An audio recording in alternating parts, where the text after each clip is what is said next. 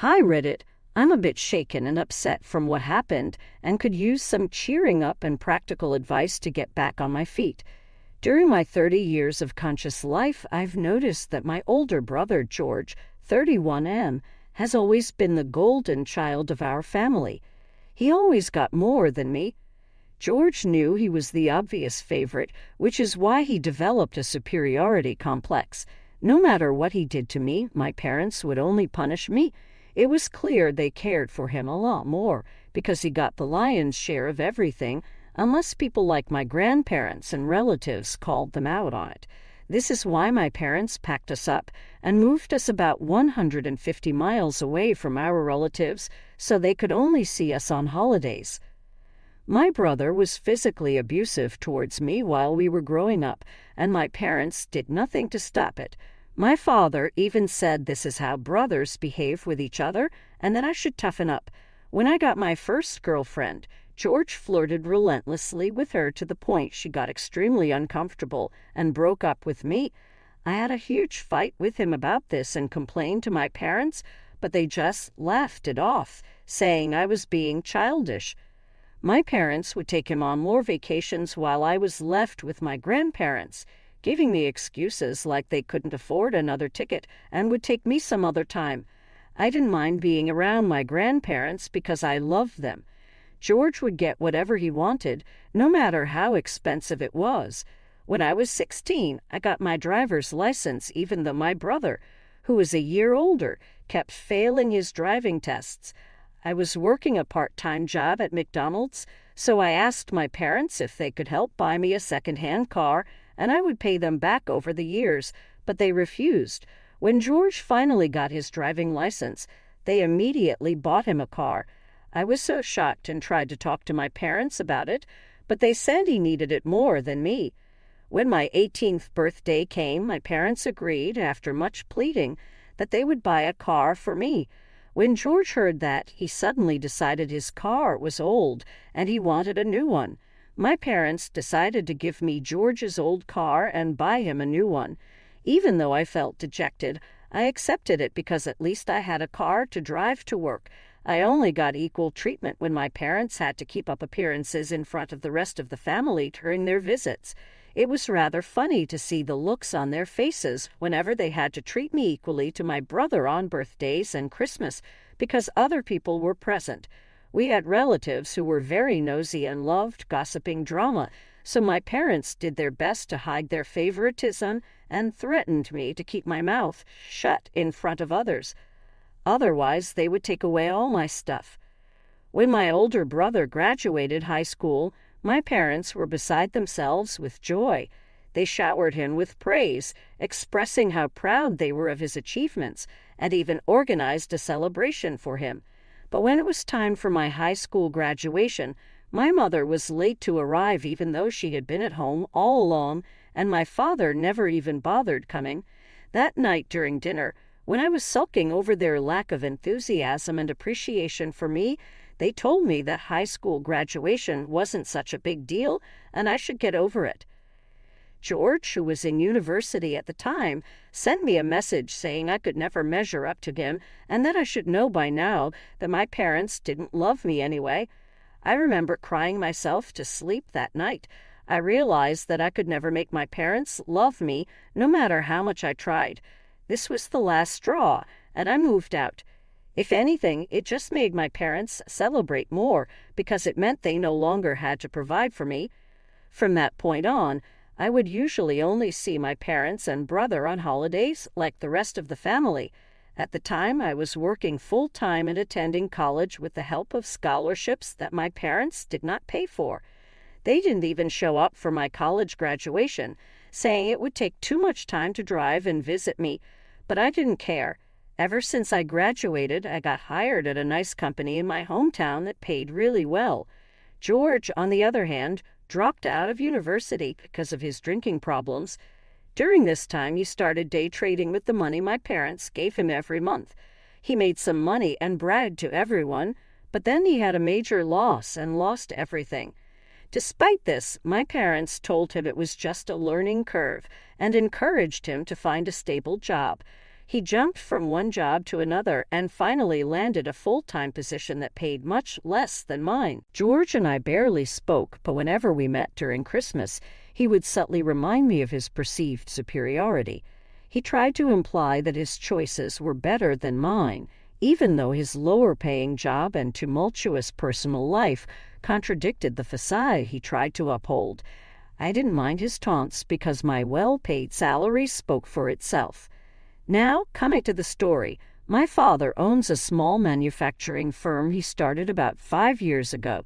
His manager left suddenly after getting an offer from a competing company. My parents were worried since my father was getting old and couldn't oversee everything on his own. He didn't want to hire someone new and risk them leaving again in a few years. So my father invited both me and George for lunch, a rare occasion for the three of us to sit together. I was surprised my father had personally requested me to be there.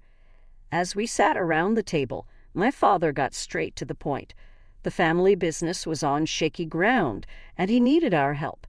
He explained that the manager had left, and he had been struggling to find a replacement.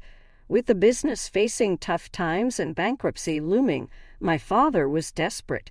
He looked at both of us with a plea in his eyes. I kept quiet, because even though I would have happily decided to help, I knew he mostly wanted George's help. I waited for George to speak. To my surprise, George immediately dismissed the idea. He scoffed at working in a small family business and claimed he wasn't interested.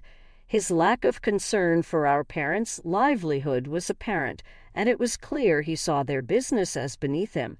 My father kept requesting him again and again, but George told him he couldn't risk leaving his job to work for the family when it could all amount to nothing. I could see how hurt my father was hearing this. It was shocking for me, too, since I thought George would jump at the opportunity, given how much my parents favored him.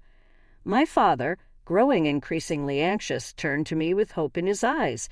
He told me he really needed my help and couldn't bear closing down his business. I earned quite well, and because I lived alone, I had considerable savings, which I knew could help my parents out. I know it sounds foolish, but after a moment of contemplation, I decided to step up and accept the challenge. Despite the years of mistreatment and neglect, I couldn't bear to see my father's business crumble. I agreed to help, intending to turn the struggling business around. I even offered to use my savings to fund the family business and help it grow and expand. My parents were extremely grateful and thanked me profusely. Fast forward 5 years, and I have poured my sweat and soul into this company.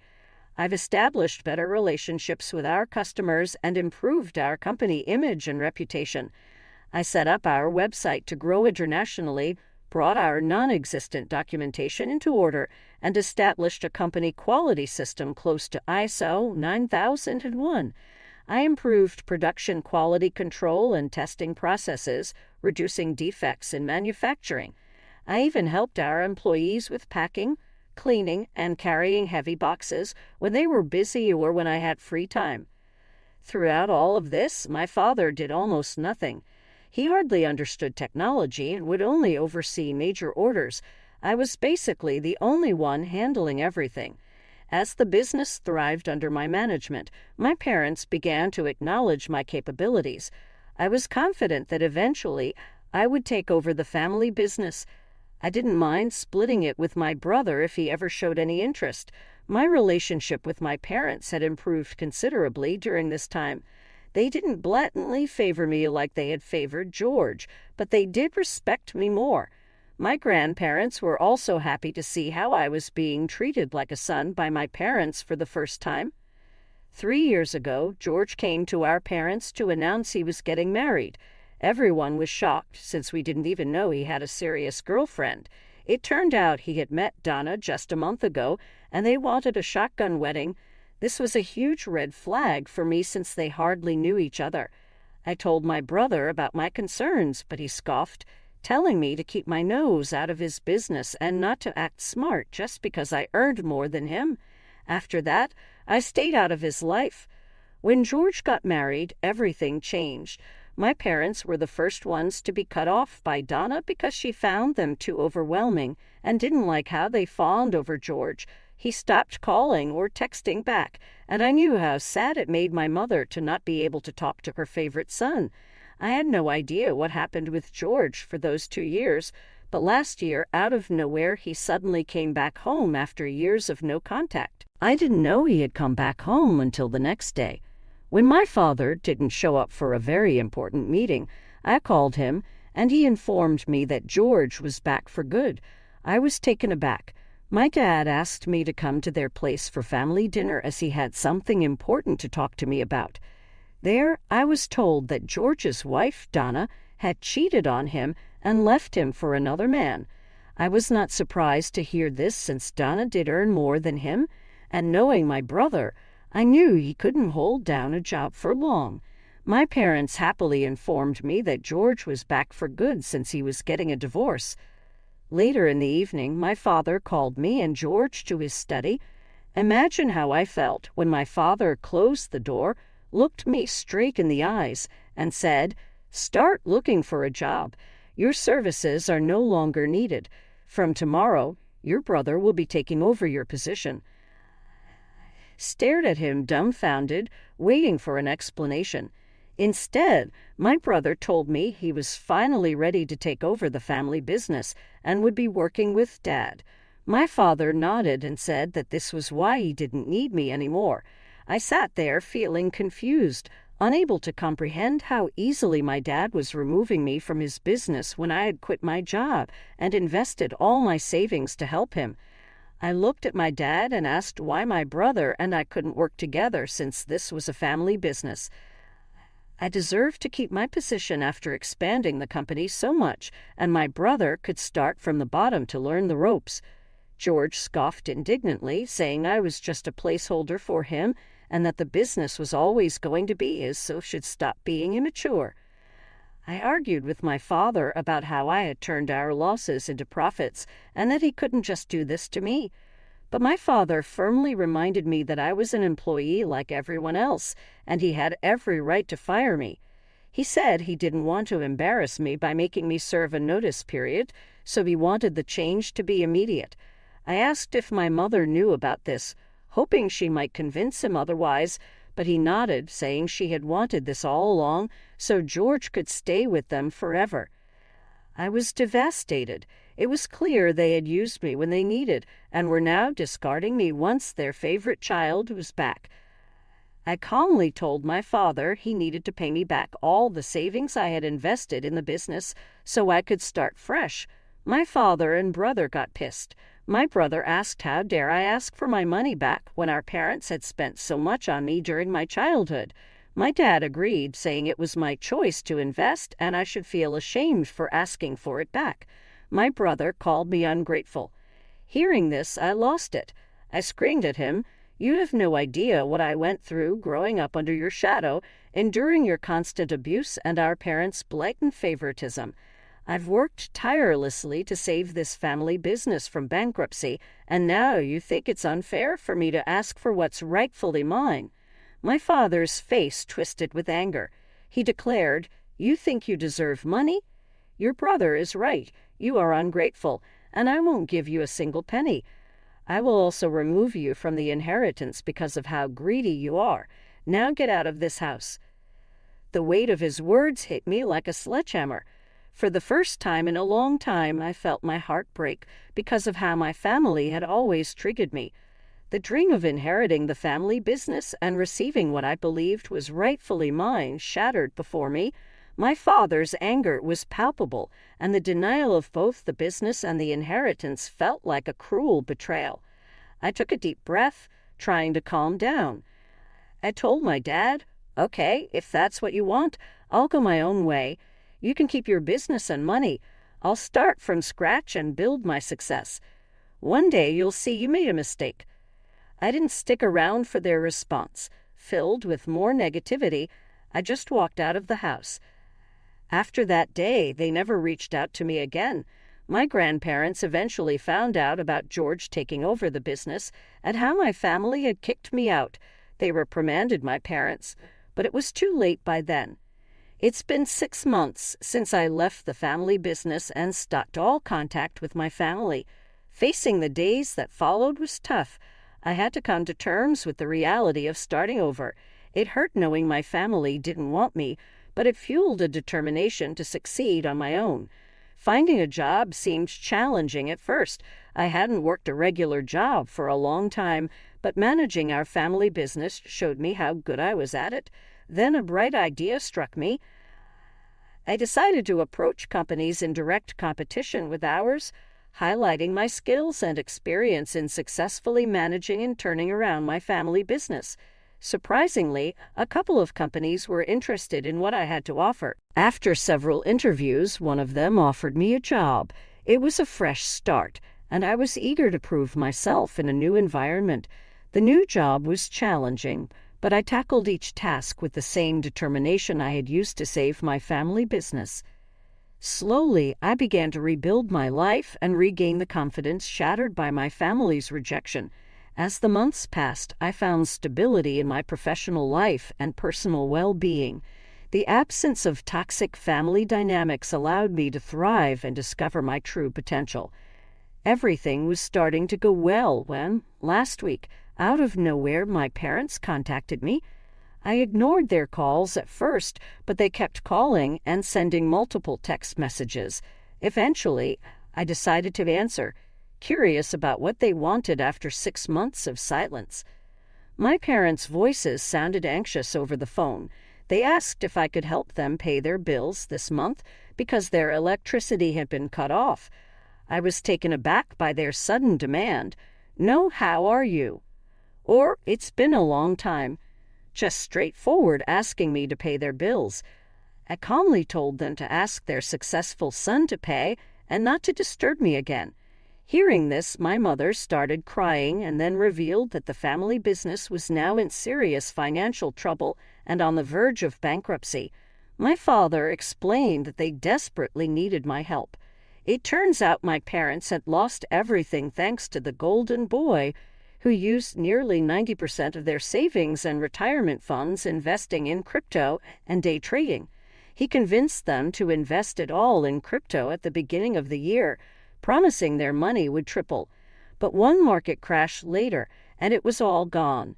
George was also failing miserably in the family business, and all the workers hated him. He clearly had no idea how to manage, which was no surprise, and the business had lost a lot of contracts and major clients. I couldn't help but laugh bitterly at the irony. After years of mistreatment, my parents had the audacity to expect me to rescue them. I told them I would not forget how they kicked me out of the family business and inheritance, so they should forget calling me ever again.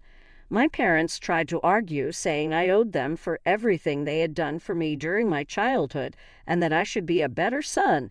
I was getting so pissed at their audacity that I took a moment to collect myself and calmly reminded them of the years of favoritism, mistreatment, and the savings I had invested in their business, which they had never paid me back for. I pointed out how I had turned their struggling business into a thriving one, all the while being treated as a mere employee. I warned them that if they ever contacted me again, I would take them to court to force them to pay me back my savings and sell their house if necessary. The conversation quickly turned into a heated argument, but I stood my ground and firmly told them that I wouldn't be coming to their aid, no matter how much they cried about it. It felt liberating to finally stand up for myself and reject their demands. Since then, I have received messages and calls from them, my brother, and other relatives saying how I should help them out and that I'm being too cruel. Only my grandparents, with whom I stayed as a child while my parents went on vacation, have stood by my side, knowing how my parents have behaved with me over the years. Am I the asshole for refusing to help my family out now that they have lost everything thanks to their golden boy? Update 1. I wanted to express my heartfelt gratitude for the overwhelming support and encouragement I have received from this community. Your words have been a source of strength during this challenging time, and I appreciate every comment and message that has come my way. It means more to me than I can express. My relatives found out about this because my parents reached out to one of their cousins for help when I refused. Instead of telling them the entire story about how my brother was behind the business going bankrupt, they told him how my brother was trying to support them during a tough time while I had blatantly refused to pay their bills. They lied, knowing I would be blamed by everyone, just to avoid embarrassing my brother. I agree with everyone that I should not keep my mouth shut anymore. What my parents have done to me cannot be forgiven or forgotten. After taking some time to reflect on the situation and discussing it with my grandparents, who have been a consistent source of support throughout my life, I have decided to clarify things with my extended family. This weekend, I plan to address the years of mistreatment, the unjust removal from the family business, and the financial investment I made in my parents' struggling enterprise that was never acknowledged. It's time to set the record straight and make my side of the story known. I will update you once I have informed everyone. Update 2. As I mentioned earlier, I wanted to address all my relatives' misconceptions, and I did just that this morning by sending a mass email to everyone who had messaged or called me to ask why I wasn't helping my parents out. In the email, I shed light on the years of suffering I endured under my parents' roof, detailing the mistreatment, blatant favoritism, and unfair expulsion from a family business and inheritance when their golden child returned. I wrote exactly how much savings I had invested in the family business and how my parents kicked me out without paying a penny back to me. It was crucial for me to clarify the reasons behind my decisions and ensure that everyone understood the reality of my experiences. After sending the email, I felt much lighter because now everyone knows my side of the story. I don't know if my relatives will believe me, but regardless of what they choose to believe, I just wanted to speak my truth. Update 3. It's been 3 months since my last update, and I wanted to share some positive developments in my life. Following the mass email, some relatives reached out to apologize, expressing their shock and sympathy for the years of mistreatment I had endured. They had no idea about it, and it was validating to hear their understanding and support. These relatives also took it upon themselves to reprimand my parents for their actions.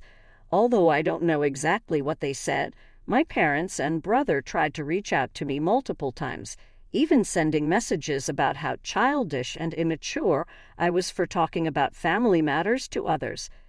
I decided to send them a final message saying I was done with them and that I didn't care if they ended up on the streets. I warned them again not to contact me and threatened legal action if they persisted. I blocked them after that, and surprisingly, they haven't contacted me further. On a personal note, my job and life are going well, and I've recently started therapy to help process and navigate the lingering effects of my past experiences. It's a journey of healing, and I'm grateful for the support I found in various aspects of my life. I visit my grandparents whenever my work schedule allows, and they are the only family I acknowledge and ever need. Thank you all for being a part of this ongoing chapter in my life. Every one of your encouraging messages has played a significant role in my journey toward reclaiming